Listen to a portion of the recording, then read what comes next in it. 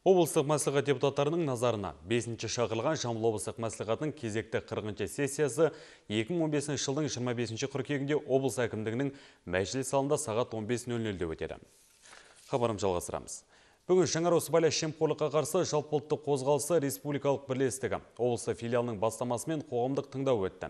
Жиында жемқорлық әрекеттерді алдын алу бағытында Қазақстан Республикасы Ауыл шаруашылығы министрлігінің ветеринариялық бақылау және қадағалау инспекциясының қызмет сапасы қадағаланды. Қазір елімізде сыбайлас жемқорлыққа қарсы әртүрлі іс-шаралар қолға алынып жүзеге асырылып келеді. Қоғамның әбден жегі құртына айналған жемқорлыққа қарсы күресте белсенді қызмет етіп жүрген Жаңару сыбайлас жемқорлыққа қарсы жалпыұлттық қозғалысы жыл басынан бері қоғамдық қабылдауларды жиі өткізуде. Басты мақсат 100 нақты қадамдағы 2015-2025 жылдарға арналған жемқорлыққа қарсы іс-қимыл бағдарламасын жүзеге асыру болып табылады.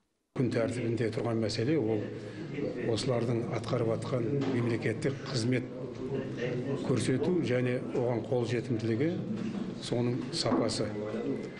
Ал енді бүгінгі оның мақсаты барлық жұмыста сыбайлас жемқорлық көріністерін болдырмау және халыққа қызмет көрсетуді жақсарту. Тараз қаласында осымен 4-ші рет ұйымдастырылған іс-шара Мәдениет және спорт министрлігінің тапсырысы бойынша өтуде. Қоғамдық тыңдау барысында білім және денсаулық сақтау саласына және зейнетақы төлеу орталығына қатысты бірқатар мәселелер айтылды. Сонымен қатар күн тәртібіндегі қойылған басты мәселе бойынша Ауыл шаруашылығы министрлігінің ветеринариялық бақылау және қадағалау инспекциясының аймақтық басшысы есебі тыңдалды. Ауыл шаруашылығы министрлігінің ветеринарлық бақылау қадағалау инспекциясы қазір кезеңде екі түрлі мемлекеттік қызмет түрін көрсетеді.